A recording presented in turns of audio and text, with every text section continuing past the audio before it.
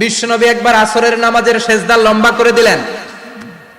সাহাবারা বললেন, নবী নামাজের পরে ধরলেন অসুস্থ হয়ে গেলেন নাকি, অথবা কোরআনের আয়াত সেজদা অবস্থায় নাজিল হয়ে গেল নাকি? আসরের সেজদা তো এত লম্বা করতে কখনো দেখি নাই রে নবী। বিশ্বনবী বললেন, না, অসুস্থ হই নাই, কোরআনের আয়াত নাজিল হয় নাই। আমি যখন সেজদায় লুটিয়ে পড়েছি, আমার কলিজার টুকরা নাতি হাসান আমার কাঁধের উপরে চেপে বসেছে। আমি যদি সেজদা থেকে মাথা উঠাই হাসানের কষ্ট হয়ে যাবে, তাই আসরের একটা সেজদা আমি ইচ্ছা করেই লম্বা করে দিয়েছি। কি নবী ছিল, কি মায়া ছিল নাতিদের সাথে।